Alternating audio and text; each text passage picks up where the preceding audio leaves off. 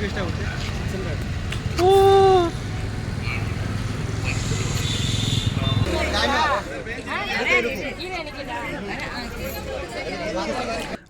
ಸ್ನೇಹಿತರೆ.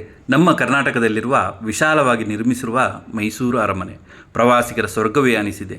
ಅತಿ ಸುಂದರವಾಗಿ ಅತ್ಯದ್ಭುತವಾಗಿ ನಿರ್ಮಿಸಿರುವ ಈ ಅರಮನೆ ನೋಡುಗರನ್ನು ನಿಬ್ಬೆರಗಾಗಿಸುವಂತಿದೆ. ಅರಮನೆಯೊಳಗೆ ಪ್ರವೇಶಿಸುತ್ತಿದ್ದಂತೆ ದರ್ಬಾರ್ ಹಾಲ್, ಕಲ್ಯಾಣ ಮಂಟಪ, ಶಸ್ತ್ರಾಗಾರ, ರಾಜಮನೆತನಗಳ ಖಾಸಗಿ ಸಮಾರಂಭ ನಡೆಯುತ್ತಿದ್ದ ಅಂಬಾವಿಲಾಸ, ಹೀಗೆ ಆ ಕಾಲದ ಇತಿಹಾಸವನ್ನು ನಮ್ಮ ಕಣ್ಣ ಮುಂದೆ ಸಾರಿ ಹೇಳುವಂತಿದೆ.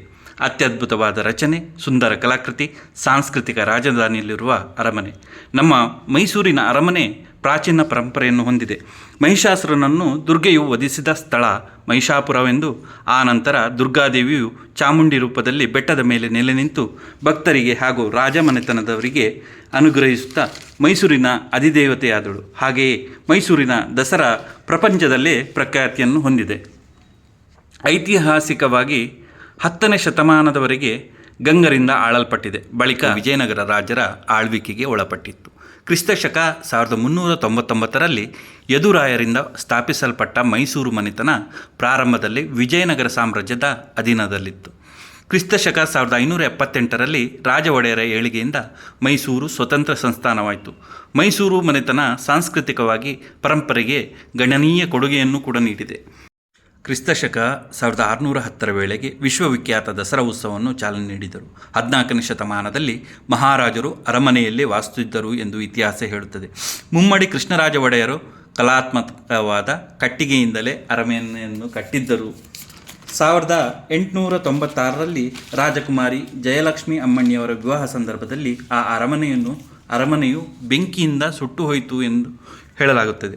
ಆನಂತರ ಈಗಿನ ಹೊಸ ಅರಮನೆಯನ್ನು 1897ರಿಂದ 1912 ಅವಧಿಯಲ್ಲಿ 41.48 ಲಕ್ಷ ರೂಪಾಯಿಯಲ್ಲಿ ಕಟ್ಟಿಸಲಾಯಿತು. ಇದು ಇಂಡೋ ಸಾರ್ಸನಿಕ್ ಶೈಲಿಯ ಎಂದು ಹೇಳಲ್ಪಟ್ಟಿದೆ. ಚಂದ್ರಗಿರಿ ಮಾದರಿಯಲ್ಲಿ ನಿರ್ಮಿಸಲಾದ ಈ ಕಟ್ಟಡಕ್ಕೆ ಬ್ರಿಟಿಷ್ ವಾಸ್ತುಶಿಲ್ಪಿ ಹೆನ್ರಿ ಇರ್ವಿನ್ ನೀಲನಕ್ಷೆ ಸಿದ್ಧಪಡಿಸಿದ್ದರು. ಬೂದು ಬಣ್ಣದ ಗ್ರಾನೈಟ್ನಿಂದ ಸಿದ್ಧಪಡಿಸಲಾದ ಈ ಅರಮನೆ 3 ಅಂತಸ್ತಿನಿಂದ ಕೂಡಿದೆ. ಗುಂಬಜ್ಗಳು ಹಾಗೂ ಚಿನ್ನದ ಕಲಶಗಳು ಕಟ್ಟಡಕ್ಕೆ ಶೋಭೆಯನ್ನು ಕೂಡ ತಂದುಕೊಟ್ಟಿದೆ. ಅರಮನೆ ಮುಂಭಾಗ ವಿಶಾಲವಾಗಿದ್ದು 9 ಕಮಾನುಗಳನ್ನು ಹೊಂದಿದೆ. ಹಿಂದೆ ದರ್ಬಾರ್ ಹಾಲ್ ಎಂಬ ಹಜಾರ ಇದೆ. ದರ್ಬಾರ್ ಹಾಲ್ನಲ್ಲಿ ದಸರಾ ಸಂದರ್ಭ ಮಹಾರಾಜರು ಚಿನ್ನದ ಸಿಂಹಾಸನಾರೂಢರಾಗುತ್ತಿದ್ದರು. ಸ್ತ್ರೀಯರಿಗಾಗಿ ಪ್ರತ್ಯೇಕ ಆಸನಗಳು ಹಾಗೂ ಹಜಾರದ ಮೇಲ್ಛಾವಣಿಯಲ್ಲಿ ದೇವತೆಗಳು ಹಾಗೂ ಪಶು ಪಕ್ಷಿಗಳ ಚಿತ್ರಗಳನ್ನು ಮನೋಜ್ಞವಾಗಿ ಬಿಡಿಸಲಾಗಿದೆ. ಹಿಂಭಾಗದ ಗೋಡೆಗಳಲ್ಲಿ ರಾಜ ರವಿವರ್ಮ ಹಾಗೂ ಸುಪ್ರಸಿದ್ಧ ಕಲಾವಿದರ ತೈಲ ಚಿತ್ರಗಳನ್ನು ತೂಗು ಹಾಕಲಾಗಿದೆ. ದರ್ಬಾರ್ ಹಾಲ್ ಹಾಗೂ ಅಂಬಾವಿಲಾಸ ಪ್ರೇಕ್ಷಕರಿಗೆ ತೆರೆದಿರುತ್ತದೆ. ಕರಿಕಲ್ಲು ತೊಟ್ಟಿಯಲ್ಲಿ ಅರಮನೆಯ ನವರಾತ್ರಿ ಬೊಂಬೆಗಳನ್ನು ಕೂಡ ಇಡಲಾಗಿದೆ. ಚಿನ್ನದ ಸಿಂಹಾಸನ ಬಹುಮುಖ್ಯ ಆಕರ್ಷಣೆ. ಇದನ್ನು ದಸರಾ ಸಂದರ್ಭದಲ್ಲಿ ಸಾರ್ವಜನಿಕ ವೀಕ್ಷಣೆಗಾಗಿ ತೆರೆದಿಡುತ್ತಾರೆ. ಅರಮನೆ ಆವರಣದಲ್ಲಿ ಕೋಟೆ ಭೈರವ ಸ್ವಾಮಿ, ಲಕ್ಷ್ಮೀ ವೆಂಕಟೇಶ್ವರ ಸ್ವಾಮಿ, ಶ್ವೇತವರಹ ಸ್ವಾಮಿ, ಭುವನೇಶ್ವರಿ ಅಮ್ಮ ಮುಂತಾದ ದೇವಸ್ಥಾನಗಳಿವೆ.